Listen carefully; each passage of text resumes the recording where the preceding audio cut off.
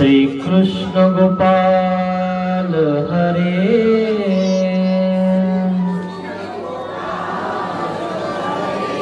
दीन दयाल हरे रथवा के राना भूमि में और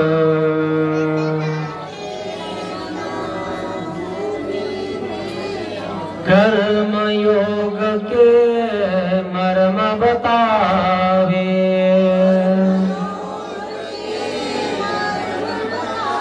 श्री कृष्ण गोपाल हरे दीन दयाल हरे अजर अमर है परम तत्वयो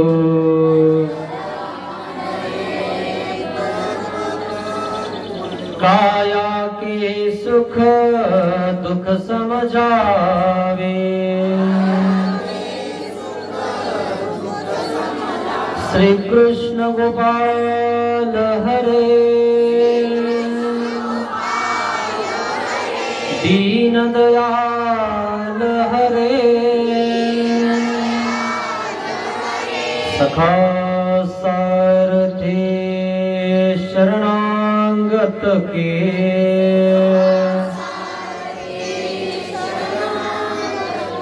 सदा प्रीतपाल हरे श्री कृष्ण गोपाल हरे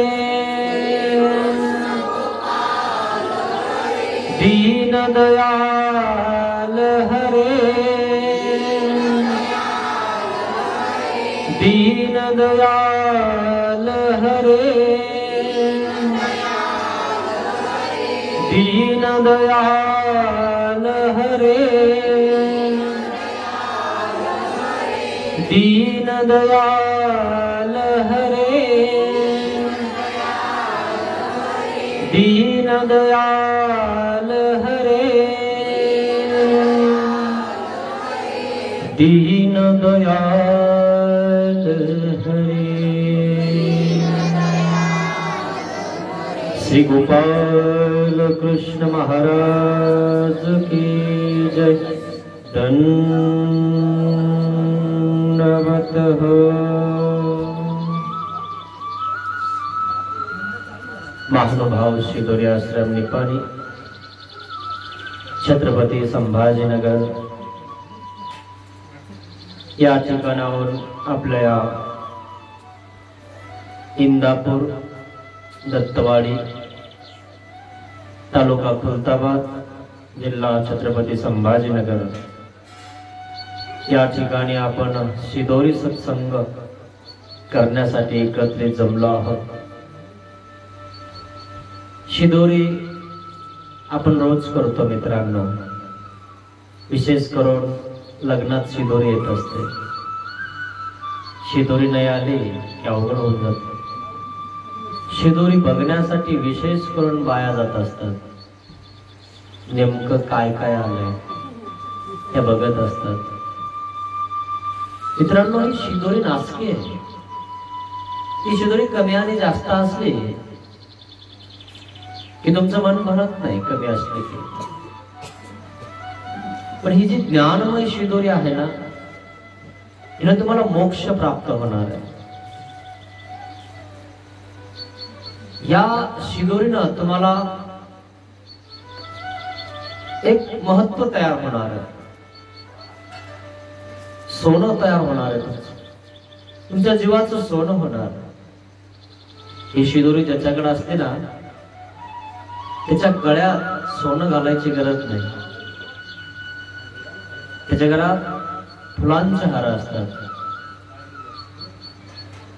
आणि म्हणून ज्ञान ज्यांना आहे ते पूजनीय असतात। अशा प्रकारे ज्ञानमय शिदोरी तुम्ही घेत आहात। आपल्या या शिदोरीमुळे, आपल्या या सत्संगामुळे, शिदोरी सत्संगामुळे काही लोकांच्या अंतकरणात ती शिवदरी उगायला लागलेली आहे. 4 उपदेश. उप म्हणजे उगवणे. जी शिदोरी मी तुम्हाला ज्ञानमय देण्याचा प्रयत्न केला, ती शिदोरी तुमच्या हृदयात उगाली. उप म्हणजे उगणे, उप म्हणजे देश, उपदेश. तुम्हाला वाटतंय की आपणही देवाकडे गेलं पाहिजे. प्रत्येक माणूस चांगला असतो मित्रांनो, फक्त त्याला मार्गदर्शन करणारा गुरु चांगला भेटला ना की तो धर्माला लागतो. तसे आपल्या या ठिकाणी 4 जण धर्माला लागले, त्याच्यात वाढ झाली. वाढ होऊन एकांचाच वाढदिवसही होता, तोही साजरा झाला हे ना. आणि म्हणून असाच वाढदिवस आणि धर्माचा प्रचार प्रसार आपल्या धर्माची होत राहो, हीच प्रार्थना त्या देवाला करणार आहे. बाकी काय सोबत येणार आहे मित्रांनो? तुम्ही जेवढं मंत्राचा जप केला तेच सोबत येणार आहे, बाकी काही सोबत येत नाही. इथलं बँक बॅलन्स इथंच राहून जातं. जे तुम्ही मंत्राचा जप करणार ना ते हृदयामध्ये जमा होतं, ते तुमच्या सोबत येणार आहे. त्याचा हिसाब देव करणार आहे. माझं नाव त्याने घेतलेलं आहे, माझं स्मरण त्याने केलेलं आहे, त्याला अमक्या नरकात टाकायचं नाही. देव त्या भक्तावर लक्ष ठेवतो ज्याने नाव घेतलं.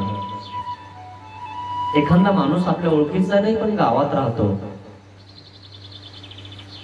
पण तो आपलं नाव घेत असतो, नाही आमके पाटील खरंच चांगलं आहे, त्याच्या कानावर ते येऊन जात. आणि मग ज्याचं नाव घेतलं तो खुश होऊन जातो. अरे मी त्याला कधी काही दिलं नाही, घेतलं नाही, तरी तो माझं नाव घेतो. एखाद वेळेस त्याची कधी भेट झाली ना तर हा पाटील त्याला काही देऊन टाकतो. धाडिवे भाट है ना, भाट लोक स्तुती करतात, पाहिलं ना, त्या पाटलाने 100ची देऊन टाकले. तसं परमेश्वराचं नामस्मरण केल्यामुळे सिद्धी प्राप्त होते, परमेश्वर आनंद देऊन टाकतो. तुम्ही 10-15 मिनिटं स्मरण करा, म्हणजे जप करा, गाठी करा, आणि आपले डोळे लावून आपल्या डोळ्याची दृष्टी नाकावर आहे असं समजा, मध्यबिंदूमध्ये. आणि 15 मिनिटं तुम्ही देवाचं स्मरण करा. ध्वनी स्मरण. ध्वनी स्मरण म्हणजे फक्त आपल्या कानाला गुणगुण ऐकायला येईल.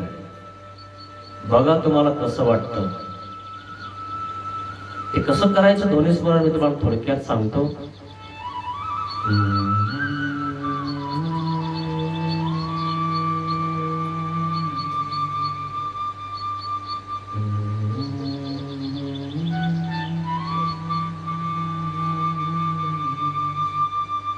असा नामाचा उच्चार करायचा. गुणगुण आवाज आला पाहिजे. गुणगुण आवाज आला ना की आपल्या डोक्यातला कचरा बाहेर निघतो. म्हणून काही लोक ओम या शब्दाचा जप करतात. माहिती असेल तुम्हाला, आपण नामाचा जप करतो त्याने सगळं बाहेर निघतं आणि देवाच्या ज्ञान हृदयात जायला लागतं. पश्चात बहरी आपण जर उठलो आणि देवाचं स्मरण केलं ना तर देव हृदयाला येतो. जे वेळा मी तुम्हाला सांगितलं ना त्या सकाळी उठून तुम्ही थोडस आठवायचा प्रयत्न करा. नामस्मरण करता करता तुम्हाला असं वाटायला लागेल की बस देव आपल्या जवळ आलेला आहे.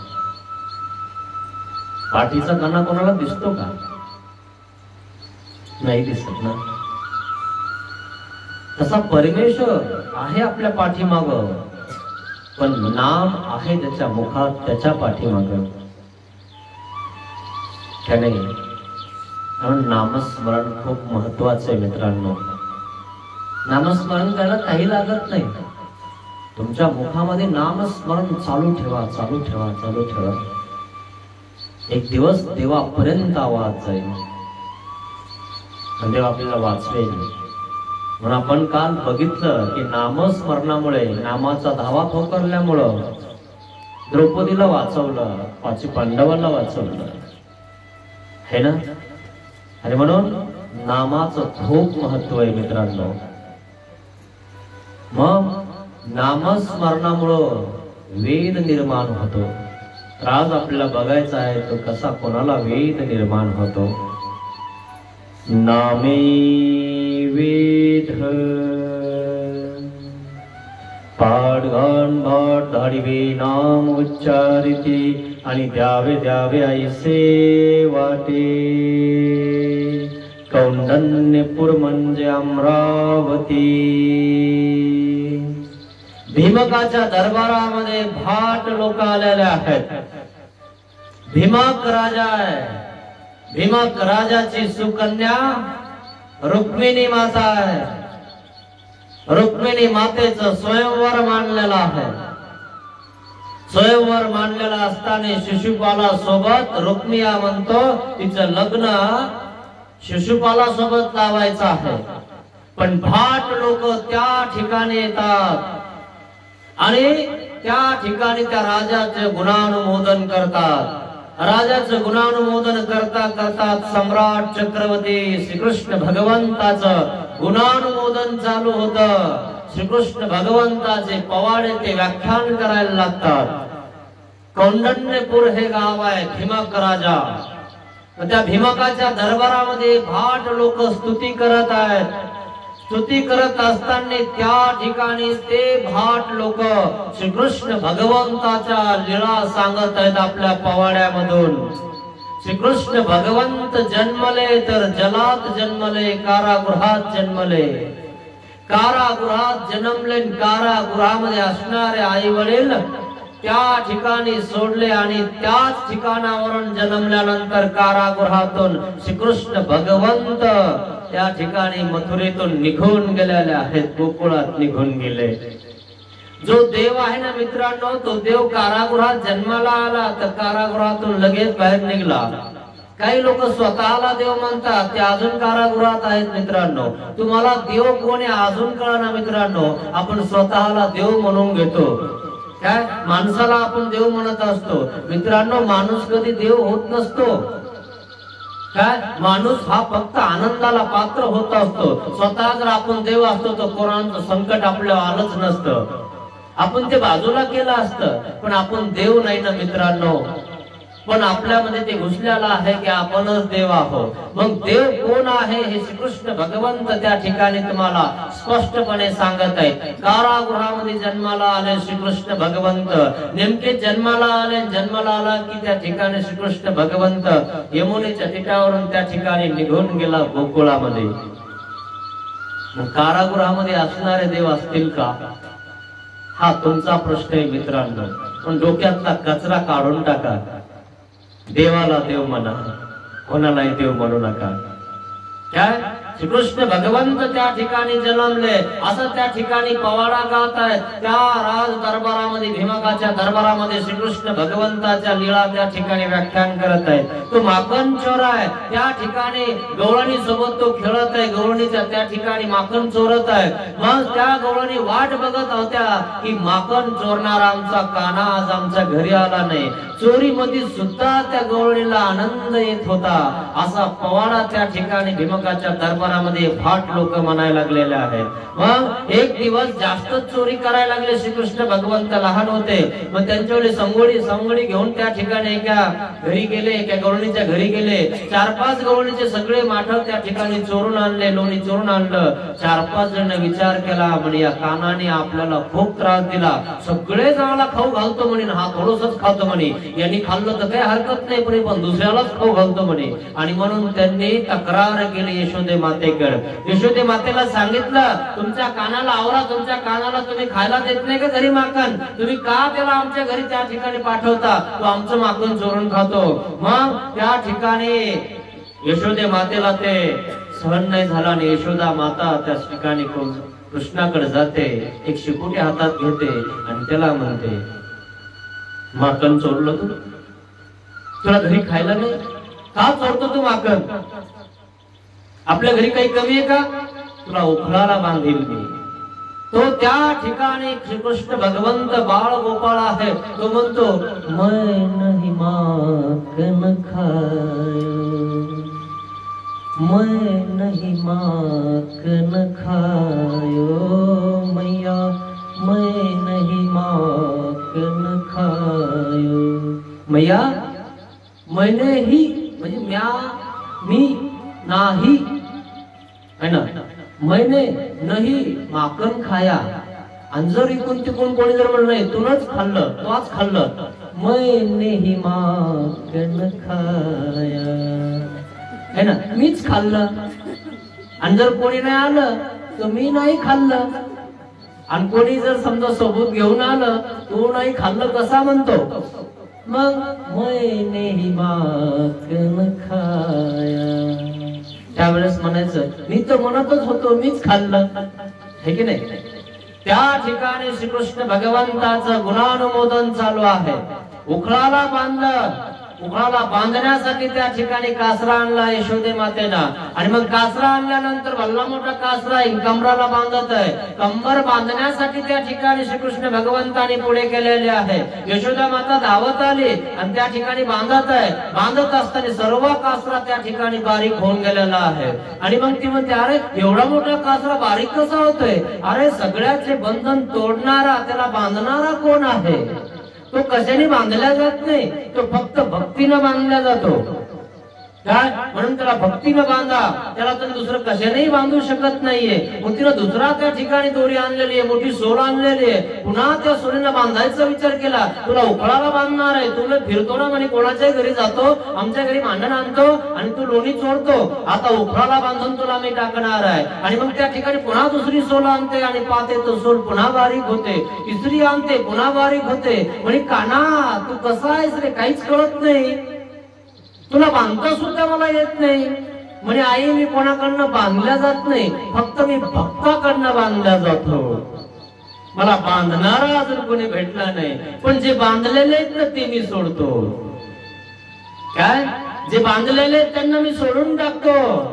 पण कित्येक जणाला श्रीकृष्ण भगवंताने सोडलेला आहे. तुम्हालाही सोडणार आहे देव. तुम्ही बांधलेले कर्मानुबंधीनी मनुष्य लोके, तुम्ही कर्माने बांधलेले. तुमचे काम तुम्हाला आवरत नाही, तुम्ही इथे येऊ शकत नाही, या ठिकाणी सत्संगाला सुद्धा एक घंटा देऊ शकत नाही. का बरं? घरचं कोण बघणार, घरी कोण राहणार? आणि घरचे आपण सगळेच आलो तर घरी चोर आले तर है ना. कारण तुम्ही बांधलेले. जर इकडून तिकडून वेळ काढला तर काही ना काहीतरी घरी असतात. मग घरी आजीजवळ कोण असणार, आजोबाजवळ कोण राहणार? तुम्ही एक दिवस जा, मी एक दिवस जाईल, खरे की नाही. कर्मानुबंधीनी मनुष्य लोके, प्रत्येक माणूस कर्माने बांधलेला मित्रांनो. मग तो कर्माने बांधलेला माणूस देव सोडण्यासाठी ज्ञान सांगत आहे, नाम सांगत आहे. माझं नामस्मरण कर, मी तुला सोडून देतो. काय? आणि मग त्या ठिकाणी तो सांगत आहे देव की माझं नामस्मरण करा. मग देव सोडत आहे. पण यशोदा मातेला कमराला बांधणं झालं नाही. यशोदे मातेनं विनंती केली आपल्या बाळ गोपाळ श्रीकृष्ण महाराजांना, अरे म्हणे मला तर तुला बांधणं होत नाही, तूच स्वतःला बांधून घे. म्हणे हे करता येईल, ते स्वतःला बांधून घेतो, तू उखळाला बांधून टाक म्हणे. त्या ठिकाणी स्वतः बांधून घेतलं आणि उखळाला बांधून उखळाचा गाडा केला. नटखट का नाही तो मित्रांनो. काय हे सगळं भीमकाच्या दरबारामध्ये त्या ठिकाणी सांगत आहे थाट लोक. आणि रुक्मिणी माता तिथे बसलेली आहे, सगळी सभा घनदाट बसलेली आहे. श्रीकृष्ण भगवंताचं नाम उल्लेख पवाडा त्या ठिकाणी गात आहे. आणि त्या श्रीकृष्ण भगवंताने त्या उखळाचा गाडा केला. 2 झाडाच्या मात अटकला, 2 झाडाच्या मात अटकला आणि चांगला ओढला. मोठाले झाड खाली पडले आणि त्याच्यातून 2 जीव बाहेर निघले. ते बंधनात होते, ते मोकळे केले. झाडाला चालता येतं का? नाही. त्याच्यातून मोकळे केले, मुक्त केले, असा परमेश्वर बंधनामध्ये असताना जीवाला सोडून देतो मित्रांनो. काय तुम्ही बंधनामध्ये जर आपण म्हणलं तुम्ही चला 10-15 दिवस बाबा काय खरं आमचं की नाही, येत नाही, पदयात्रा नाही, देव नाही, धर्म नाही, काही नाही. पण जेव्हा तुम्ही असं होणार है ना, अनुसरणार, तेव्हा मात्र तुमचा आणि त्यांचा संबंध राहणार नाही. तेव्हा मात्र तुम्ही आमच्या सोबत येऊ शकता, तेव्हा मात्र तुम्ही सुटू शकता. हे सोडण्यासाठी ते चालू आहे, काय देवाला शरण जाण्यासाठी ते चालू आहे.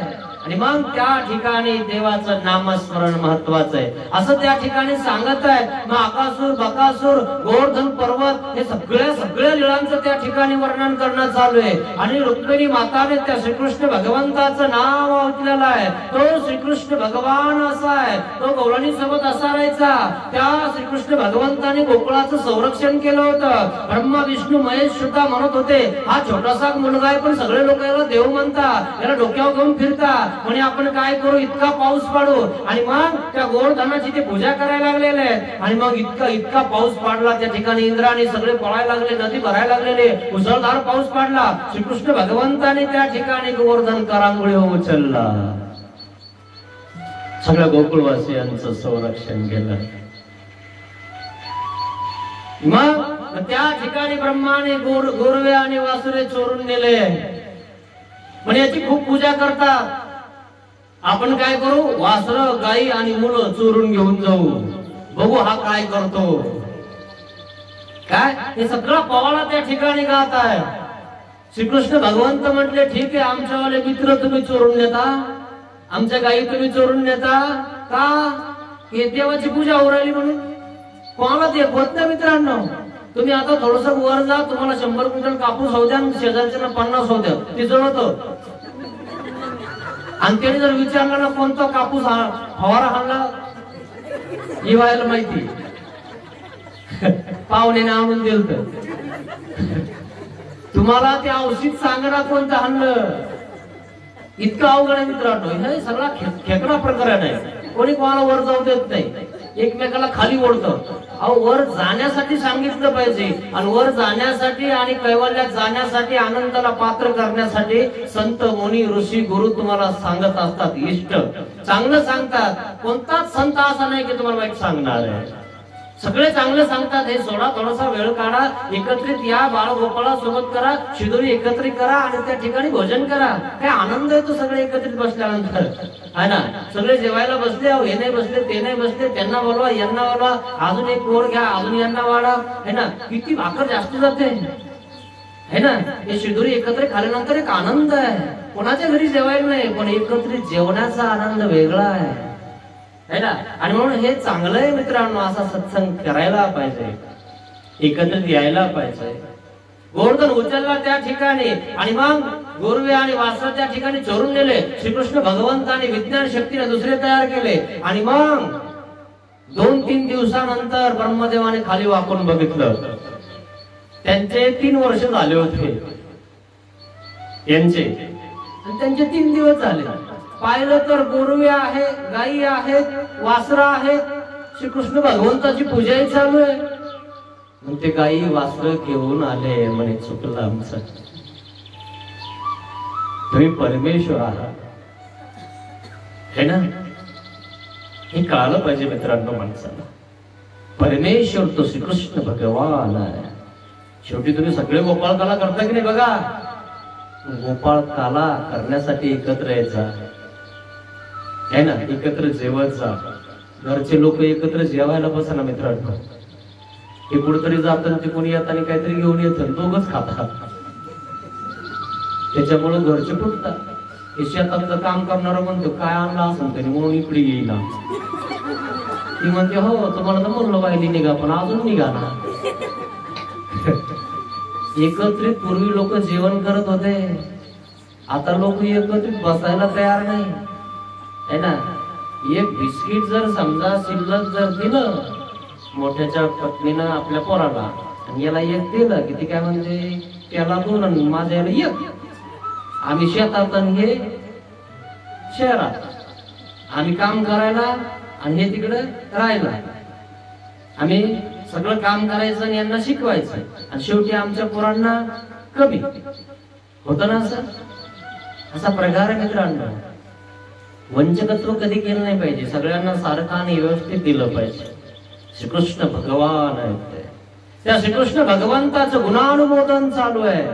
मग असं ते गुणानुमोदन ऐकलेलं आहे. श्रीकृष्ण भगवंताचं नाम उच्चारलं त्या भाटाने, त्या कौंडण्यपूरला ते नाव उच्चारलेलं आहे. ते श्रीकृष्ण भगवंत कसे आहेत, ते सुंदर आहेत, कसे आहेत ते दिसायला. 32 लक्षण सुस्वरूप, जो अवयव जैसा व्हावा तैसाची, आणि रुक्मिणीशी वेद झाला नामे वेद. रुक्मिणीला वेद निर्माण झालेला आहे. 8 लोकांनी त्या ठिकाणी स्तुती केलेली भीमकाच्या दरबारामध्ये. भीमक राजा खुश झालेला आहे. भीमक राजाने आपल्या गळ्यामध्ये हात घातला आणि मोत्याची हार काढला आणि त्या भाटाला देऊन टाकले. आणि मग अजून त्या ठिकाणी तो प्रसन्न झालेला आहे. अजून दुसरी माळ काढली त्या भाटाला देत आहे, भाटाला देत आहे. या ठिकाणी इकडं रुक्मिणीला वेद झालेला आहे, अवस्था प्रगटलेली आहे. रुक्मिणीला असं वाटायला लागलेलं आहे की तो पराक्रमी श्रीकृष्ण भगवान, त्याच्या सोबत मला लग्न करायचं आहे. आणि मग तिला तो वेद झालेला आहे, आणि त्या वेदामध्ये ती श्रीकृष्ण भगवंताचा जप करायला लागलेली आहे. त्याच्या सोबत लग्न करायचंय, तिचं स्वयंवर मानलेलं आहे. रुक्मिया म्हणतो तुला शिशुपाला सोबत लग्न करायचंय, आणि मग ती सांगते मी मनोमन त्या श्रीकृष्ण भगवंताला वरलेला आहे, मी त्याच्या सोबतच जाणार आहे. आणि म्हणून सभा मोडलेली आहे. कौंडण्यपूर त्या ठिकाणी सभा मोडली. रुक्मिणीला माहिती झालं, शिशुपाला सांगितलं तयारी करून घे, आपल्याला असं असं करायचंय, लवकर लग्न करून घ्यायचं आहे. आणि मग इकडं त्या ठिकाणी रुक्मिणी मातेनं पत्र लिखाण केलेलं आहे. श्रीकृष्ण महाराजा, जर तुम्ही सकाळपर्यंत आले नाही तर मी राहणार नाही, तुम्ही मला न्यायला या. मग त्या ठिकाणी पत्र पाठवलं ब्राह्मणाच्या हातानं. मथुरेमध्ये पत्र गेलेलं आहे. त्या ठिकाणी हडपिणीनं त्या ठिकाणी पान दिलं होतं रुक्मिणी मातेला. रुक्मिणी मातेला पान दिलं की हातातली गरमी बाहेर निघाली आणि फडकन जाळ लागलेला आहे पानाला. त्या ठिकाणी तो ब्राह्मण, सुदेव ब्राह्मण निघाला मथुरेला पत्र घेऊन. म्हणे काना, तुझ्यावाली ती रुक्मिणी माता तुला त्या ठिकाणी वरणार आहे, आणि म्हणून पत्र घेऊन तुम्ही जायचं आहे. सुदेव ब्राह्मण पत्र घेऊन निघाला, श्रीकृष्ण भगवंताला नेऊन दिलं आणि बघितलं की त्या ठिकाणी लिखाण केलेलं आहे, मला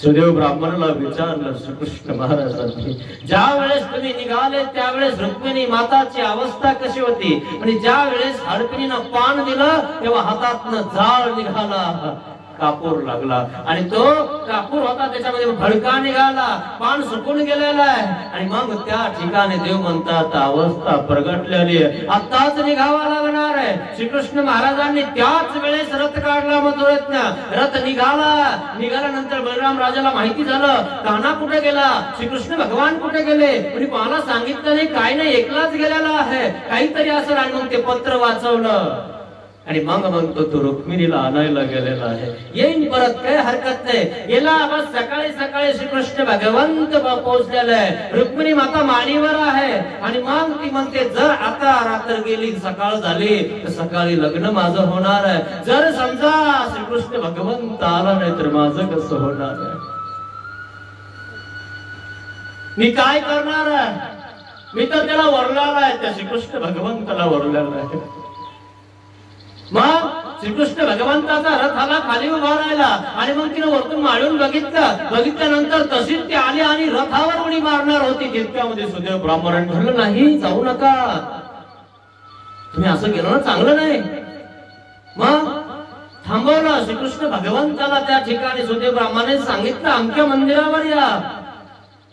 आणि मग रुक्मिणी मातेला सांगितलं नाही, असं नाही जायचं, परियळ घ्या, आपण काय करू, मंदिरात जाऊ. आणि मंदिरात जाण्यासाठी तुम्हाला कोणी थांबवणार नाही. इथं यायचं असेल ना तुम्हाला तर कोणी नाही म्हणणार नाही, इथंच तुम्ही मोकळे. दुसरीकडे जाणार तुम्ही 1-2 घंटे बसायला, तुम्हाला कोणी जाऊ देतं का बघा. इथंच तुम्हाला येता येतं, इथंच तुम्हाला त्या ठिकाणी काहीतरी घेता येतं. इतर ठिकाणी तुम्ही तर बंधनात आहात, पण इथंही जो येऊ देत नाही ना त्याला माणसात माणूस म्हणत नाही लोक. आणि म्हणून या ठिकाणी कोणी असलं तर येऊ शकतं. आणि म्हणून सत्संग ही बहाना है, प्रभु तुझे मिलने का सत्संग ही बहाना है, दुनिया वाले क्या जाने ये प्रीत निराली है। तुम्ही इथे येऊ शकता मित्रांनो। तसं रुक्मिणी माता पर्याय घेते आणि सांगते मी मंदिरात जाणार आहे। राजाला समजलं हा ठीक आहे, दास दास्या सोबत दिलेला आहे, पण रुक्मिणीच्या मनामध्ये काहीतरी संशय घुसलेला आहे, काही सांगता येत नाही म्हणजे मंदिरावर चालली, पण तिच्यावर लक्ष ठेवणं गरजेचं आहे। शिशुपालासोबत तिचं लग्न लावायचंय। मग त्या ठिकाणी रुक्मिणी सैन्य तयार केलं। शिशुपाला सांगितलं हे बघ ही चालली मंदिरात, पण मंदिरात जात असताना आपण तिच्यावर लक्ष ठेवणं गरजेचं आहे। काही सांगता येत नाही, श्रीकृष्ण भगवंत द्वारकाधीश सम्राट चक्रवर्ती आहे, कधी येईल आणि कधी घेऊन जाईल सांगता येणार नाही, पण आपण लक्ष ठेवणं गरजेचं आहे। आणि मग रुक्मिणी माता निघाली, दास दास्या सोबत आहेत, आणि मग मंदिरात गेली। मंदिरात गेल्यानंतर त्या ठिकाणी अजूनही काना आलेला नाही, कुठं गेला ती वाट बघत आहे। वेद कसा निर्माण होतो, नामे वेद मी तुम्हाला सांगत आहे मित्रांनो। त्या भाट लोकांच्या मुखात श्रीकृष्ण भगवंताचं नाम रुक्मिणी माताने त्या ठिकाणी ऐकलेलं आहे, आणि रुक्मिणी मातेला वेद झालेला आहे मी होणार तर त्या श्रीकृष्ण भगवंताचीच होणार, आणि म्हणून ती त्या ठिकाणी माडी उडी मारायला तयार झालेली आहे। माडी उडी मारू दिली नाही म्हणून त्या ठिकाणी मंदिरात जायला तयार झाली। मंदिरामध्ये त्या ठिकाणी पूजा आटपलेली आहे, अभिषेक वगैरे सगळं आटपलेलं आहे। आता ती बाहेर निघत आहे, अजून श्रीकृष्ण भगवंताचा रथ आला नाही, जर आता आला नाही तर रुक्मिया शिशुपाल यांच्या सैन्याचा आवाज येतोय। बघितलं रुक्मिया येत आहे, माझा भाऊ येत आहे, शिशुपाल येत आहे, मला वापस घेऊन जाणार। शिशुपालासोबत माझं लग्न लावून देणार। ती विचार करते श्रीकृष्ण भगवंत आले होते त्याच वेळेस मी रथा उडी मारली असते तर मी देवासोबत निघून गेले असते, पण आता येतात की नाही, मला नेतात की नाही, धकधक करत आहे, कसं होणार आता माझं, काय करणार मी। आणि मग बस मंदिरातून बाहेर निघाले, आता घराच्या रस्त्याला लागायची तितक्यात रथ आला। रथावर श्रीकृष्ण भगवंताने हात दिला। रुक्मिणी माता प्रसन्न झाली आणि रथावर चढले आणि रथ निघाला। नामे वेद, ज्याला ज्याची आवडी ना त्याला ते प्राप्त होतो। जो जे वांछील ते तो लाहे प्राणी जात। क्या तुम्ही श्रीकृष्ण भगवंताचं जप करा, तो तुम्हाला प्राप्त होईल। तुम्ही ज्याचा जप करणार तो तुम्हाला प्राप्त होणार। जो जे वांछील ते तो लाहे प्राणी जात, संत ज्ञानेश्वराचं हे आहे। आणि म्हणून ज्याची तुम्ही इच्छा करणार ते प्राप्त होणार। आणि म्हणून इच्छा इतकी मोठी ठेवा मित्रांनो। हे काय हो, हे सोडा ते सोडा, हे हो द्या ते हो द्या, माझं हे बरं हो द्या ते बरं हो द्या, हे सगळं नाचणार आहे। हे काय मागता, मागायचं तर देवालाच मागून घ्या। देवा मला तुमच्या जवळ राहायचंय, तुमच्या सोबत यायचंय, हे काय हो नाचक्या वस्तू मागता तुम्ही, देवाला मागून घ्या मित्रांनो। ते रुक्मिणी मातांनी देवाला मागून घेतलं आणि बस निघाले श्रीकृष्ण भगवंत। शिशुपाल रुक्मिया त्या ठिकाणी पोहोचले, युद्धाला सुरुवात झालेली आहे आणि श्रीकृष्ण भगवंत युद्ध करत आहेत। शिशुपाल वगैरे सगळ्यांना त्या ठिकाणी बाजूला केलं आणि अर्धी अर्धी डोकी करून टाकली। बस मारणार आहेत आता रुक्मिया शिशुपालला। रुक्मिणी माता म्हणते मारू नका, तू माझा भाऊ आहे। ठीक आहे, अर्धी डोकी ना अर्धी मिशी दाढी काढून घरी पाठवून दिले। नामे वेद,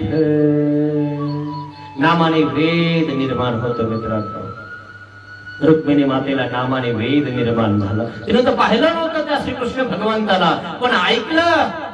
म्हणजे जसं तुम्ही ऐकलं ना की इथपर्यंत पोहोचले की नाही, आवड लागली की नाही, सवड भेटली की नाही, नाम जप करावं वाटायला की नाही, करावं वाटतं। आणि म्हणून ज्ञान महत्वाचं आहे, ज्ञानमय शिदोरी आपल्या अंतःकरणामध्ये महत्वाची आहे मित्रांनो। तुम्ही पाहिलंच नाही, ऐकलंच नाही, कधी काही केलंच नाही, कधी कोणासोबत राहिले नाही, आणि ओट्यावरच्या गप्पा त्या ठिकाणी त्याच करायला लागले। घरातल्या दारातल्या घरातून ओट्यावरच्या आणि त्याच्या वाडीवरच्या बोलायला लागले। याला काय अर्थ आहे मित्रांनो।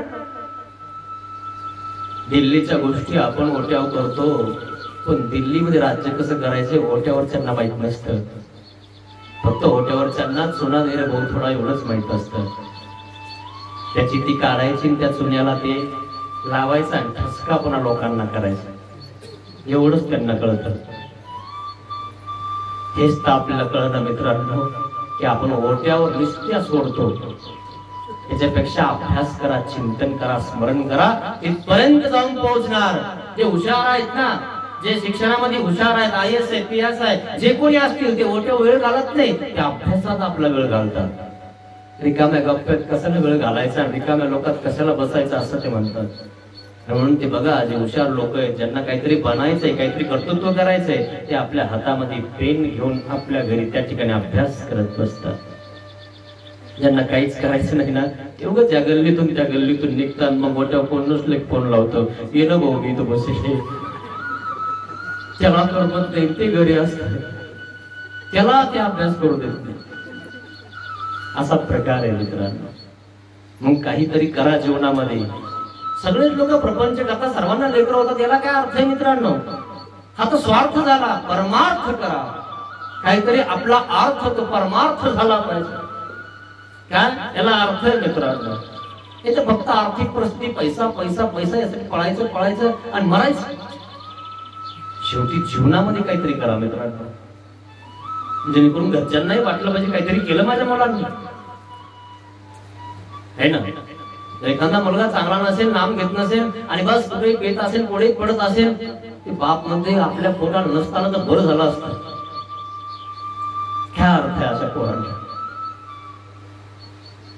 म्हणून असा मुलगा आपल्या पोटाला पाहिजे, त्याला संस्कार देणं आपलं काम आहे मित्र. त्याला वारंवार सत्संगात आणणं आपलं काम आहे. जसं ऐकत तरी बस, नको ऐकू, पण नुसतं बस. नुसतं बसलं आणि कानावून गेलं तरी त्या ठिकाणी मित्रांनो बरं वाटतं की नाही? मग नामाने वेद निर्माण होतो मित्रांनो. रुक्मिणी मातेला नामामुळे वेद निर्माण झालेला आहे. आणि म्हणून नामे वेद निराकारा संहार करू नये ज्ञानियावर्ते तव. सामकोशी नाम उच्चारिले आणि लुकदेव बासी वेद संचरला. सामकोसा नागदेव आचार्यांची मावशी. मग सामकोसा हिनं नाम उच्चारलं, लुकदेव बासी वेद झाला. काजळा करंजाळे या ठिकाणी सामकोसा होती आणि लोकदेवबास काहीतरी दान मागण्यासाठी देवगिरीला जायचं आहे म्हणून त्या ठिकाणी आलेला आहे. आणि मग तो लोकदेवबास विचारतो सामकोसाला, काय म्हणतो, आजकाल नागदेव काही ऐकी जाताना, नागदेवाचे ढांडाळे काही ऐकी जाताना. अरे म्हणे तुला माहिती नाही? म्हणे नाही, काय झालं? अरे त्याने ते सगळं सोडलं आणि तो त्या बाबा सोबत निघून गेला. म्हणे कोणते बाबा? ना श्री चक्रधर. सामकोसी नाम उच्चारिले आणि लोकदेव बासी वेद संचरला. आणि लोकदेव बास पाय धुत होते, नाम ऐकत घेवी, पायावरती पाणी घेतले, नाम ऐकले आणि वेद झाला आणि पाणी खाली ठेवले आणि ते कोठे आहे म्हणून विचारायला लागला. आणि मग सामकोसी सांगत आहे की ते सामकोसा त्या ठिकाणी सांगत आहे लोकदेव बासांना की ते करंजाळ्या असतील. सामकोसाच्या त्या ठिकाणावरून तो लोकदेव बास त्याच क्षणी निघाला. रात्र झालेले तरी सुद्धा रात्री तो लोकदेव बास सर्वज्ञ श्री चक्रधर भगवंताला भेटण्यासाठी निघत आहे. आणि मग करंजाळ्यावरून तो निघाला. रात्र दिवस चालत आहे. चालत असताना तो रस्ता सुद्धा बघत नाहीये, काटे बघत नाहीये, आराट्या बघत नाहीये, बोराट्या बघत नाहीये. बस एकच बघतोय की मला त्या स्वामींना भेटायचंय, मला त्या स्वामींकडे जायचंय, मला त्या बाबांना भेटायचंय. लोकदेव बास निघाले लोकदेवास निघालेले आहेत आणि स्वामींचं चिंतन करत आहेत. बस 1 दिवस 2 दिवस 3 दिवस झाले, 3 दिवस सारखे चालत आहेत. अन्न घेतलं नाही, पाणी पिलं नाही, हात पायामध्ये चप्पल नाही, काटे मोडलेले आहेत. हे सगळं त्या ठिकाणी त्या लोकदेववासांना झालेलं आहे. आणि मग लोकदेववास सकाळी सकाळी हिवरळी या ठिकाणी पोहोचलेले आहेत. नागदेवाचार्य बाजारात जात होते. अरे लोकदेवा कधी आलास? हे नव्हे आताच आलो. अरे कसं आहे ना केलं? अरे तू सप्तदुर्व्यसन सोडलेस. नागदेव आचार्य नागासारखा होता. नागदेव आचार्यांना वेद कसा झाला हे तुम्हाला सांगणार. नागदेव आचार्य सप्तदुर्व्यसनाने रत झालेले होते, पण बाबाची पोथी ऐकली, स्वामींची पोथी ऐकली आणि स्वामींचं नाव ऐकलं आणि हे सगळे सप्तदुर्व्यसन गुंडाळून फेकून दिले आणि स्वामींजवळ गेला, स्वामींजवळ राहा लागला आणि स्वामींचा झाला. पण तू सगळं सोडलं. तुला गाव घाबरत होत, पंचक्रोशी घाबरत होते. तू सगळं सोडून या बाबाकडे आला, देवाकडे गेला. तो बाबा कसा आहे तो मला बघायचा आहे आणि म्हणून मी त्या बाबाचे नाव ऐकले, श्री चक्रधर. आणि तैसाची निघाला आणि आलो. अरे वा, तू आलास? अरे चल म्हणे आपण बाजारामध्ये जाऊ आणि स्वामींना काहीतरी भेट देऊ. आणि म्हणून त्या ठिकाणावरून बाजारात घेऊन गेला नागदेव आचार्य लोकदेववासांना. आणि त्या ठिकाणी बाजारातून चांगले नारळ, फुलं, हार, पानं सगळे घेऊन आले. कारण गुरुला भेटायचंय, देवाला भेटायचं तर रिकाम्या हाताने कसं भेटावा. आणि म्हणून त्या ठिकाणी चांगला फुलाचा हार आणलेला आहे, नारळ आणलेला आहे, पानं आणलेलं आहे, कारिक वाटी सगळा विडा व्यवस्थित आणलेला आहे. आणि मग नागदेव आचार्य आले आणि स्वामी बसलेले आहे. पण त्यांना घाम फुटलेला आहे. स्वामींजवळ आले आणि स्वामींना विडा द्यायचा आहे, हार घालायचा आहे. बस आल्यानंतर स्वामींकडे बघितलं आणि स्वामींकडे बघतच राहिले आणि हात थरथरा कापायला लागलेला आहे लोकदेववासाचा. द्यायचा हार, घालायचा हार, पण घालायचा कसा, करायचं कसं काही माहिती नाही. कारण लोकदेववास काही उपदेशी नाहीये, तो त्याला काही अनुभव संप्रदायाचं माहिती नाहीये. पण आणलं ना सगळं देवासाठी आणि मग आल्यानंतर त्या ठिकाणी करायचंय, द्यायचं आहे तर त्या ठिकाणी तो घाबरत आहे, थरथर कापत आहे, अंगाला घाम फुटलेला आहे. महाराज सामकोसाने आपल्याविषयी मला माहिती सांगितली आणि मग महाराज तिला काय सांगता येतं आपलं गुणवर्णन, आपण किती सुंदर आहात, किती चांगले आहात. 32 लक्षण जो आवयो जैसा व्हावा तैसाची.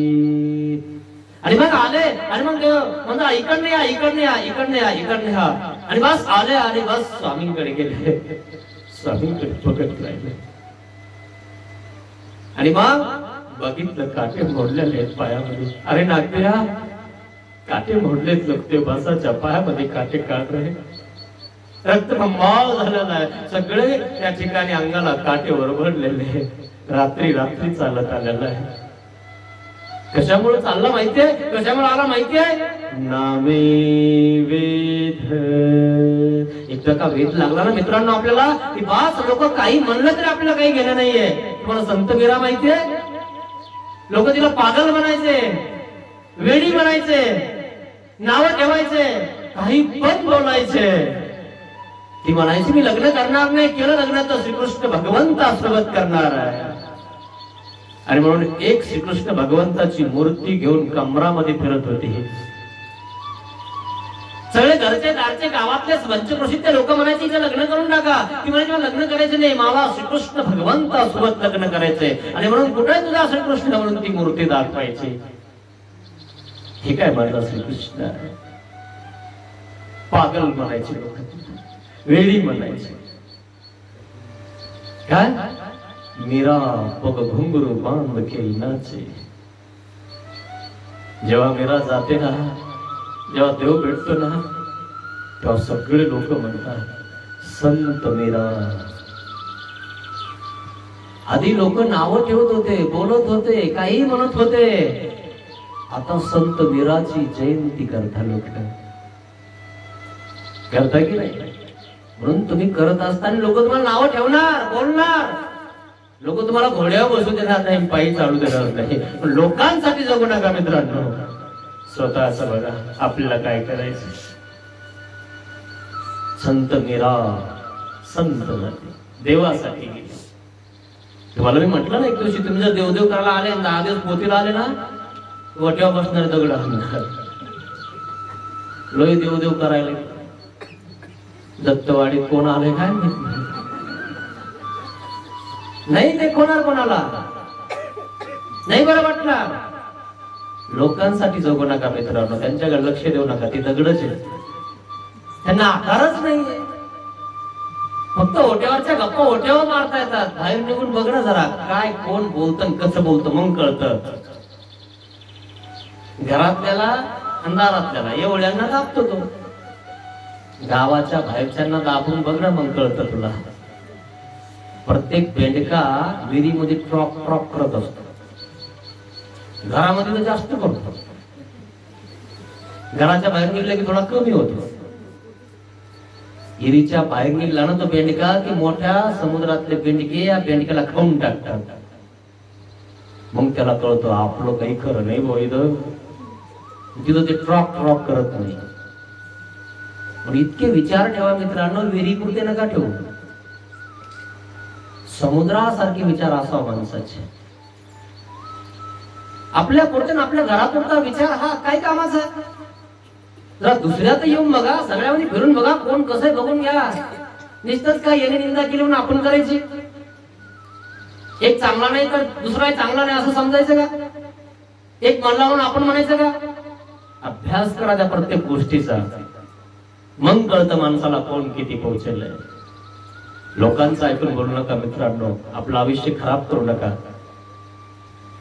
कानाचं आणि डोळ्याचं 4 बोटाचं अंतर आहे, तरी सुद्धा अभ्यास करून सगळ्या गोष्टी करा. जरी डोळ्याने बघितलं असेल तर बाजूला सरका. आपल्याला काय प्राप्त करायचं ते ठरवा.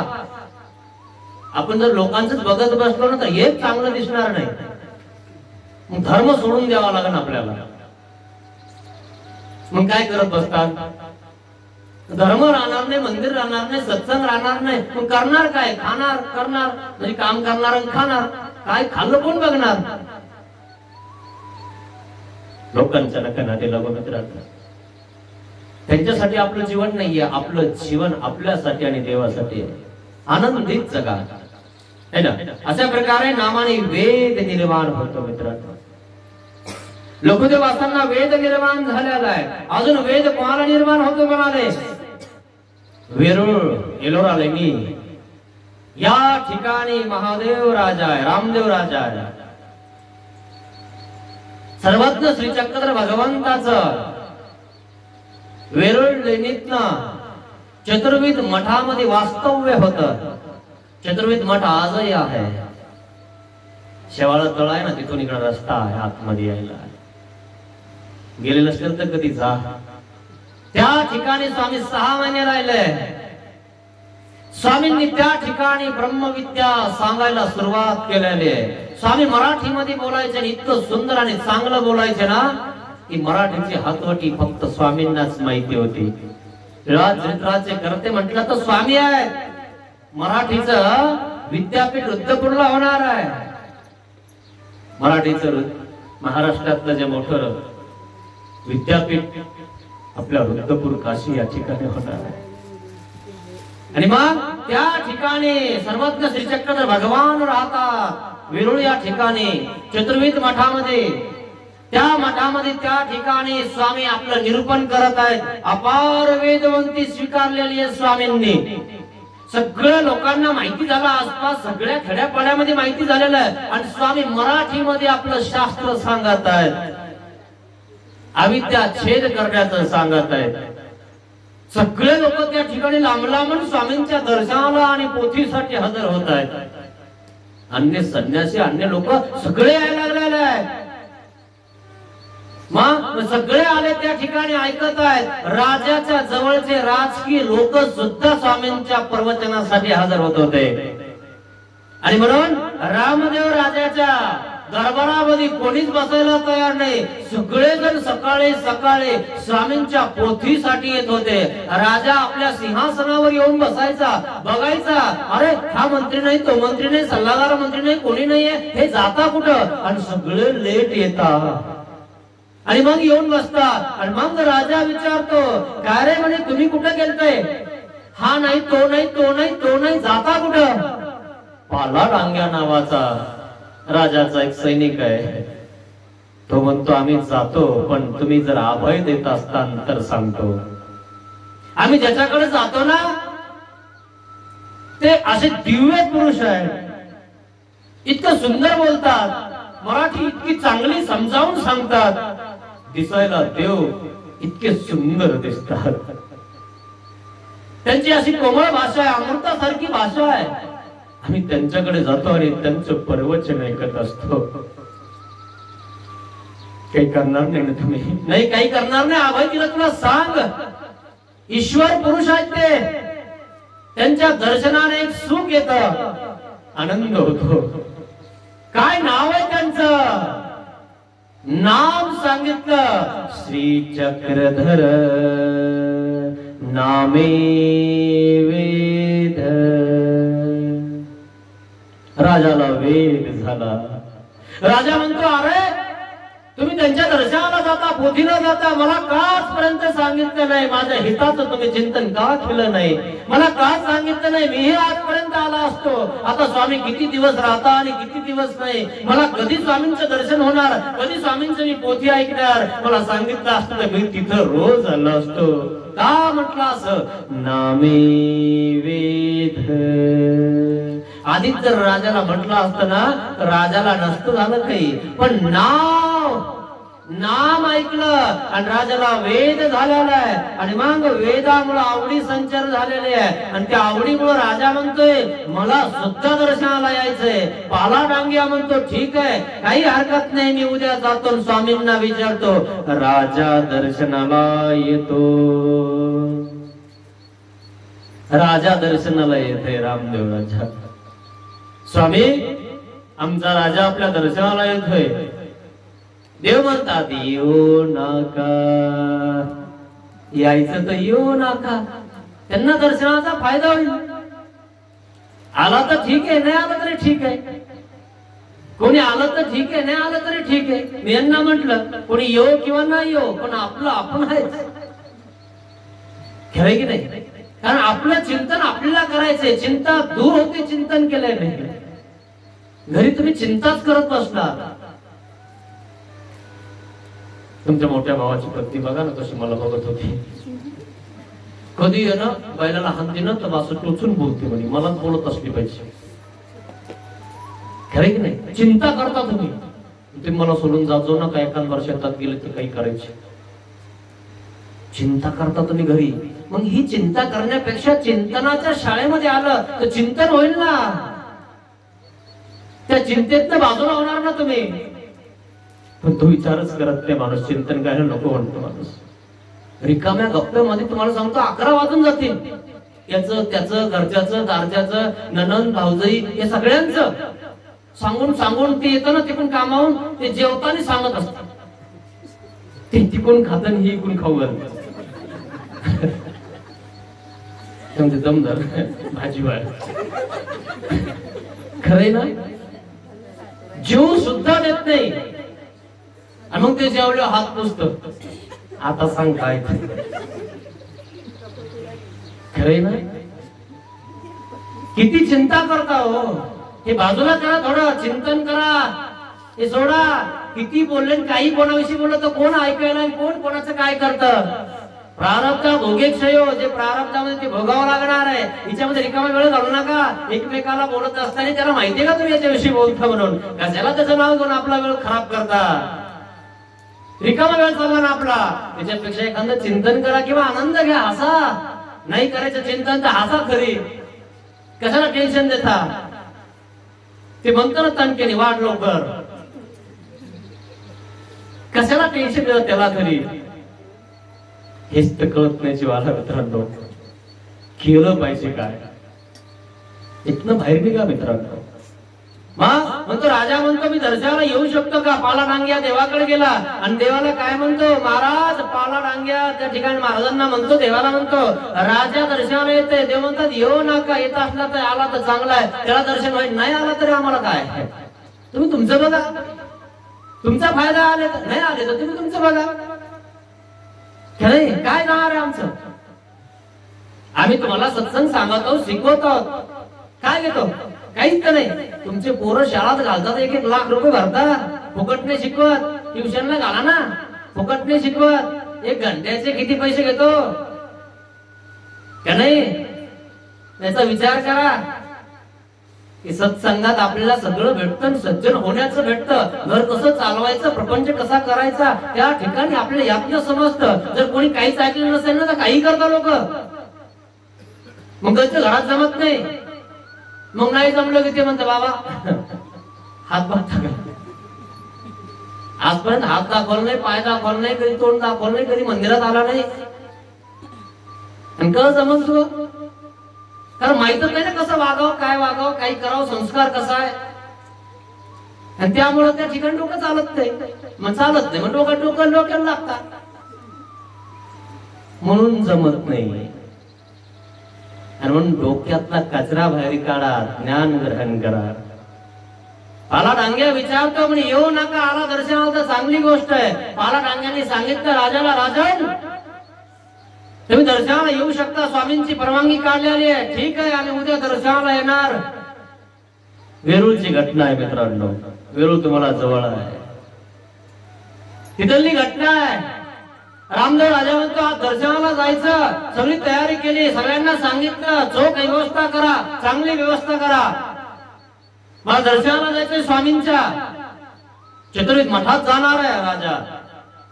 विचारलं, त्या ठिकाणी भविष्यकार असतात, राजाजवळ सगळे लोक असतात, सल्लागार मंत्री असतो, भविष्यकार असतो, अजूनही भरपूर असतात, ते मंत्रिमंडळ त्याचं असतं. आणि मग विचारलं एक जणाला, ऐका उद्याचा दिवस चांगला. कशाला विचारायचं चांगला आहे का वांगला? हे दिवस बघू बघू आपले दिवस चालले ना का नाही? एक दिवस चांगला नाही, मग कशाला विचारता त्याला? त्याच्यावर 11 रुपये ठेवून. मग विचारलं, म्हणे उद्याचा कसा आहे? म्हणे चांगला आहे. ठीक आहे, चला. मग निघाला राजा दर्शनाला, रथात बसला. बसल्यानंतर बस रथ बाहेर निघला. बाहेर निघला की घोडा, पाटाचा घोडा वारला. आणि मग तो घोड्यावाला धावत पळत आला, राजन राजन तुम्ही चालले दर्शनाला, आपला मुख्य घोडा मेलेला आहे, अपशकुन झाला, राजन जाऊ नका. अपशकुन आहे म्हणे आपला, काहीतरी आपल्या घरी आज अपशकुन झालेला आहे, आपला हा घोडा मेलेला आहे, काय सांगता काही होऊन जाईल, चला वापस. म्हणे जाऊ नका. राजा परत आला, म्हणे अपशकुन झाला. असे अपशकुनच आपल्या माग आहे. पाहुणे आले म्हणे बाबा घरी, म्हणून रात्री आलो होतो. पाहुण्याला घेऊन यायचं होतं ना, इथे जेवायला बी होतं, खरं की नाही? पण पाहुण्यासोबत खडे कोण आणणार? माहिती आहे तुम्हाला आता काय सांगितलं, तेच चालू असतं. त्यांचं बरं आहे का, यांचं कसं आहे, माहेर आणला होता की नाही, बस बस आणला म्हणे, असा पोतरा केला माझ्या आईने त्याचा. खरंय ना? हेच चालू असतं. त्याच्यापेक्षा इथं आला असता तर तो पोतरा निघून गेला असता डोक्यातला. मग राजा आला, अपशकुन झाला, आणि मग तो परत गेला. आणि मग पुन्हा विचारलं, पाला डांग्याला सांगितलं, आपल्या स्वामींना विचारा, आम्ही आता अमक्या अमक्या दिवशी येणार आहोत. विचारलं भविष्यकाराला, अहो बघा मुहूर्त, आपल्याला स्वामींच्या दर्शनाला जायचंय. काय देवाला जाण्यासाठी काही मुहूर्त असतं का? देवाला जाण्यासाठी मुहूर्त बघायला सांगितलं त्या भविष्यकाराला. आणि मग त्यांनी दिवस काढला, म्हणजे अमका दिवस चांगला आहे म्हणून राजा. पाला डांग्याला सांगितलं, म्हणजे तुमच्या महाराजाला विचारून या, दर्शनाला येऊ का? वेद झालेला आहे, दर्शन घ्यायचंय, पण वेद झाला, आवडी झाली, पण राजा मात्र अजून त्या भविष्यकाराच्या माग आहे. दिवस चांगला आहे की नाही? गेले पाला डांग्या गेला स्वामींकडे आणि विचारलं, म्हणे महाराज राजा दर्शनाला येणार आहे, पण येऊ नका. म्हणजे कालच येणार होता ना. म्हणजे महाराज आलो, एक पाटाचा घोडा मेला, अपशकुन झाला म्हणून राजा आला नाही. मग आता येईन ना? येईन म्हणे आज. येऊच तर खरं नाही. तुमचंही काही खरं नाही. येऊच तर हे म्हणत असता, येईन का नाही भरोसा नाही म्हणे, पण येतो म्हणला आहे ना. असा एखादा असतोच.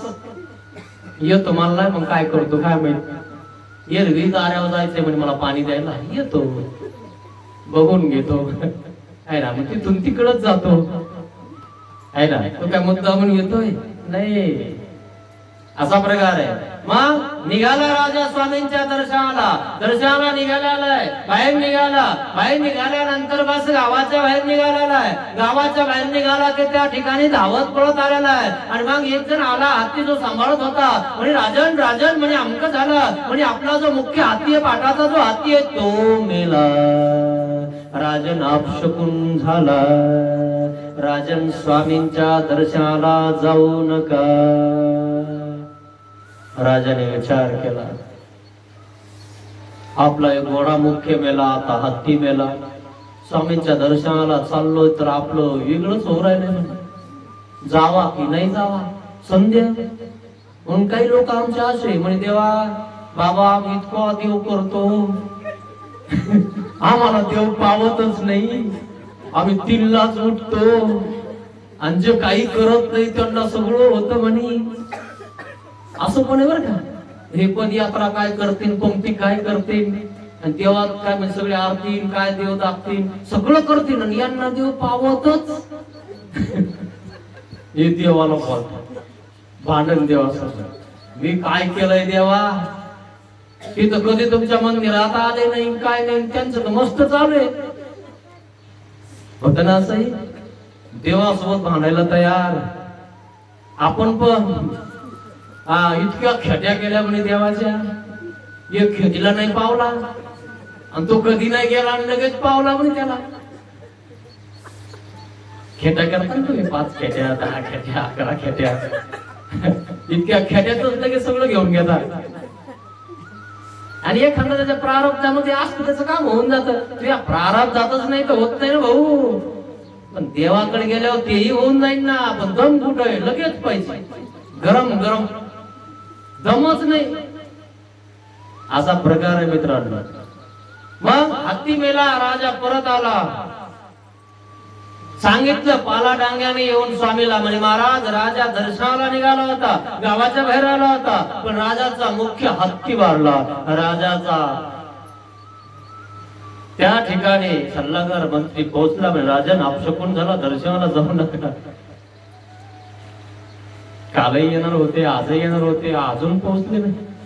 देव म्हणतात दर्शनाला येण्यासाठी इतका अपशकुन. मग पाला डांग्या गेला परत आणि सांगितलं पुन्हा भविष्य काळाला म्हणजे मुहूर्त काळा स्वामींच्या दर्शनाला मला जायचं आहे. कारण आता वेद वाढला ना, आवडी वाढली ना, जायचंय तर अडचणच आली म्हणे. एखाद्या बार माणूस एखादा येतो, काहीतरी होईलच उद्या. आता 2-4 दिवसच राहून जातात. देवाची इथून जायचंय किंवा बाबाची इथून जायचंय है ना. मग याच्या मनात वाटतं आता उद्या जाऊ तर उद्या काहीतरी काम जाऊ, त्याच्या उद्या जाऊ तर काहीतरी काम, त्याच्या उद्या जाऊ, एकच दिवस राहिला. आणि पुन्हा मग ज्याने कार्यक्रम ठेवला तो काय म्हणे, शेवटी झाला का रे,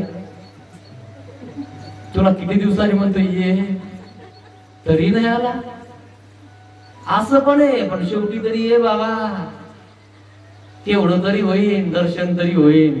जय देवा इथले उरले है ना, असा करतो मग तो. दर्शन घेतात, देवा चुकलं बाबा, टाइम नाही मला है ना.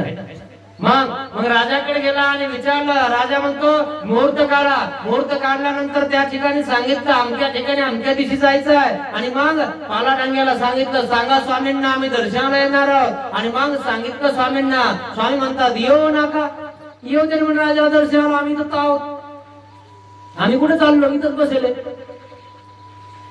मग राजा त्या ठिकाणी दर्शनासाठी निघत आहे. चोख व्यवस्था केलेली आहे. राजा आता निघाला, गावाच्या बाहेर निघाला. बस आता शिवापर्यंत पोहोचणार. पोहोचल्यानंतर त्या ठिकाणी अचानक पाऊस सुरू झाला. इतका मुसळधार पाऊस सुरू झाला. त्या ठिकाणी इतकं चक्रीवादळ आलेलं आहे. घोडे चालना, हत्ती चालना, उंट चालना, जिकडं तिकडं धुवा सुटलेला आहे, पाऊस सुटलेला आहे, सगळं सैन्य अस्तव्यस्त झालेलं आहे, जिकडं तिकडं पळायला लागलेलं आहे. आणि मग त्या ठिकाणी राजाचा रथही परत आला. पावसाने पुन्हा राजाला तिकडे जाऊ दिलं नाही. राजा म्हणतो मी आज दर्शनाला जाणारच होतो. पण मधात पाऊस आला. पालाडंग्या पुन्हा स्वामींकडे गेला आणि काय म्हणतो, महाराज शिवापर्यंत राजा आला होता, पण इतका पाऊस आला होता राजाला परत जावं लागलं. महाराज आता तो उद्या नक्की येणार, येऊ नका, यायचा असेल तर येऊ नका.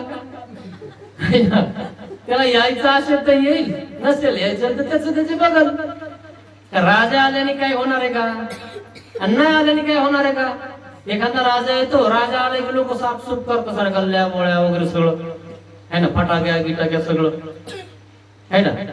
पण राजा आला तर चांगलीच गोष्ट आहे, दर्शन होईल त्याला. आणि नाही आला तर काय होईल? काय होणार आहे आपलं?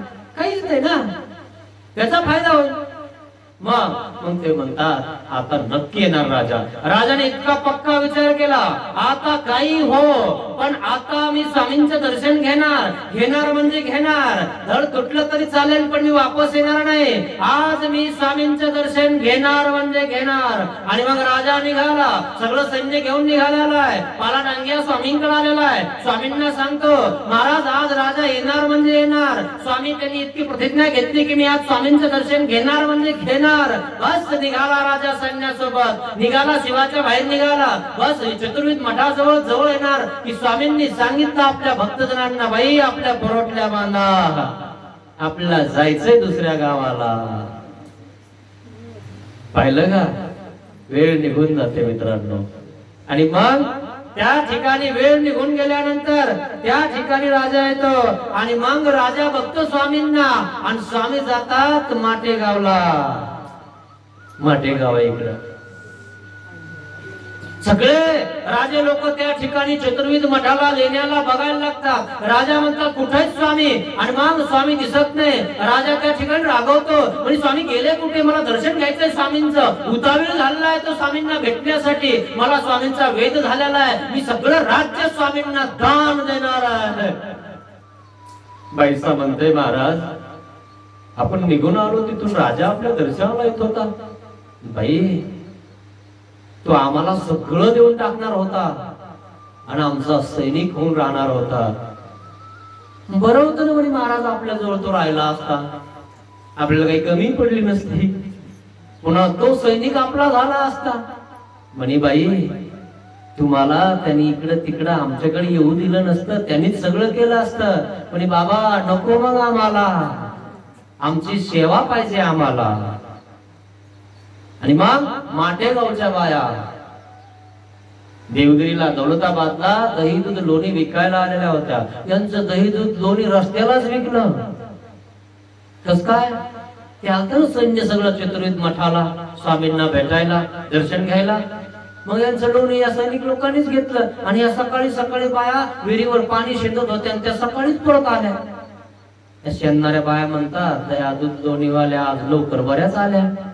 पाणी शेणणाऱ्या, पाणी आणणाऱ्या, यांना सगळ्यांचा ठेपा असतो. यांनी बघितलं रस्त्याला, म्हणे आज कस काय लवकर आल्या. मग त्यांनी विचारलं, म्हणे तुम्ही लवकर कशा आल्या. म्हणे राजा आला होता स्वामीच्या दर्शनाला आणि म्हणून सैनिक लोकांनी सर्व दही दूध लोणी विकत घेतलं. बाईसाने ऐकलं, बाईसा आली होती त्या विहिरीवर घागर घेऊन देवाला पाणी न्यायला. बाईसाने ऐकलं, राजा आला होता, मग झालं दर्शन. म्हण नाही, राजा बघत होता स्वामींना. सगळ्या सैनिकाच्या हातामध्ये त्या ठिकाणी भाले दिले, तलवारी दिल्या. बघा म्हणे, जाऊन सगळीकडे जाऊन बघा देव कुठे गेला. जणू काही स्वामी राजाचं काही घेऊन गेले असा लागला राजा बघायला लागला राजा, पण दर्शन नाही दिलं. बाईसानं घागर उचलले, मठात आले त्या स्थानावर माटेगावच्या. सांगितलं स्वामीला, म्हणे महाराज राजा आला होता दर्शनाला.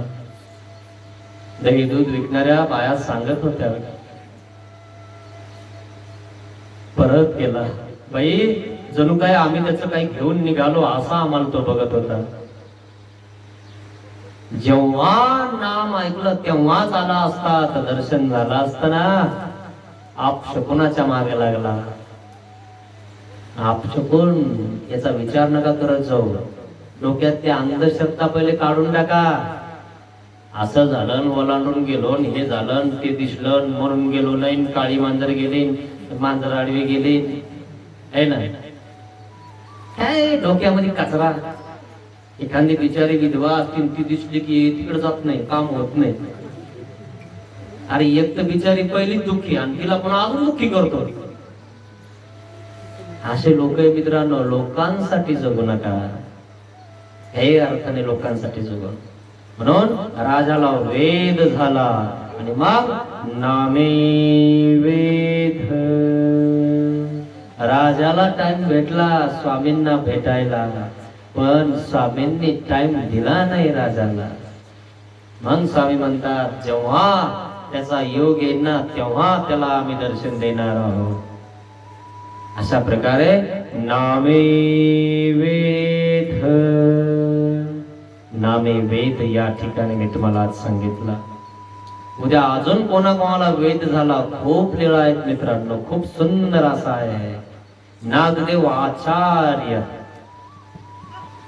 नागासारखे होते, त्यांनाही वेद झाला आणि तेही स्वामींजवळ आले आणि स्वामींजवळ राहायला लागले. ते आपण नामे वेद मध्ये उद्या बघणार आहोत. सप्त दुर्व्यसन आचरणारा नागदेव आचार्य महानुभाव पंथाचा त्याचार्य झाला. नागदेव आचार्य उद्या नामे वेद यामध्ये मी तुम्हाला सांगणार आहे. अशी सुंदर लीळा नामे वेद या ठिकाणी आज संपल्याले. तुम्हाला वेद होऊन जर तुम्हाला दर्शन झालं नसेल, आजपर्यंत केलं नसेल, तर देवाला क्षमा मागा मित्रांनो. पतित पावन दीनदया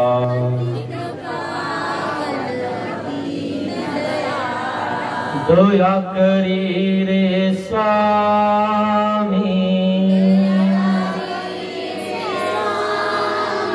अज्ञानाने घडले पातक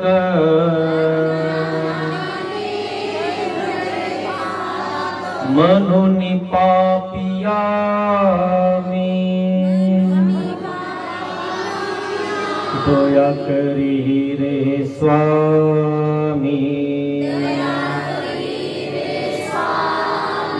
जामनाने पाप कल्पिले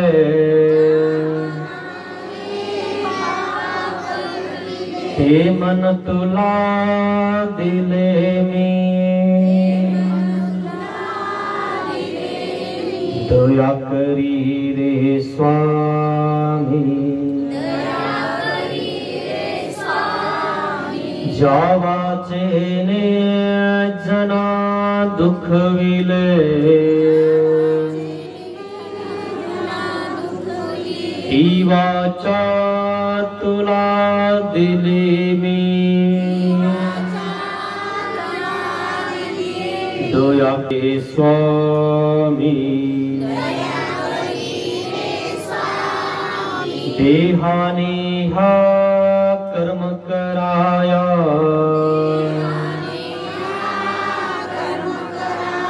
दास तुझा मी झालो. पतित पावन दयाळ दया करी रे स्वामी. दया करी रे स्वामी. दया करी रे स्वामी. श्री गोपाल कृष्ण महाराज की जय.